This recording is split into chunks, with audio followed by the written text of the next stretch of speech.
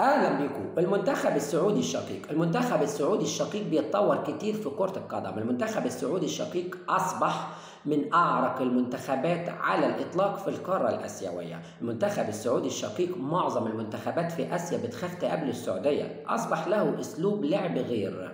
المنتخب السعودي الشقيق صعد من قبل للمونديال 5 مرات، ودي المرة السادسة في قطر. نتمنى لهم التوفيق من الاعماق وكل الاشقاء العرب.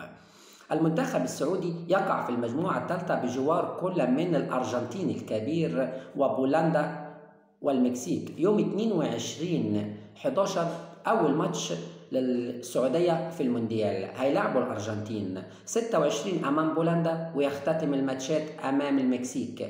نتمنى لهم كل التوفيق. هيرفي رينارد بيعتمد على الطريقة الألمانية، ودي طريقة صعبة ومش سهلة. هيرفي رينارد نفسه يطبق الطريقة الألمانية مع المنتخب السعودي، عايزة كواليتي لعب من طراز رفيع، وأهل مكة أدرى بشعابها.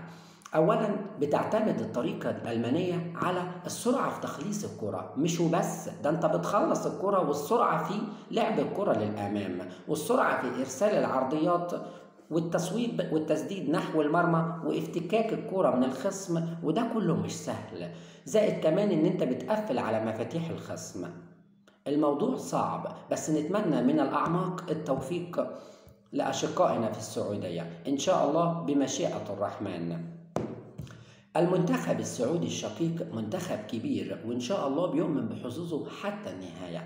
ولا نحقق الأعمال بالأمنيات، إنما بالإرادة نصنع المعجزات. إن شاء الله بمشيئة الرحمن نتمنى التوفيق من الأعماق. مجموعة من العيار الثقيل.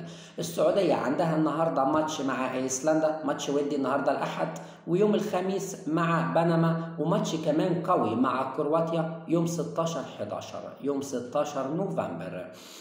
كتيبة هيرفي رينارد جاهزون للمونديال.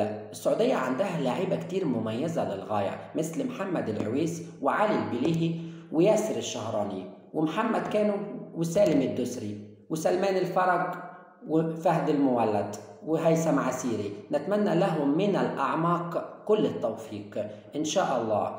أخيرا، لا تقلبوا الصفحة حتى تقرأوا الضحك الأخير. منتخب بلجيكا عنده ماتش مع مصر، البروفة الأخيرة لبلجيكا قبل المونديال.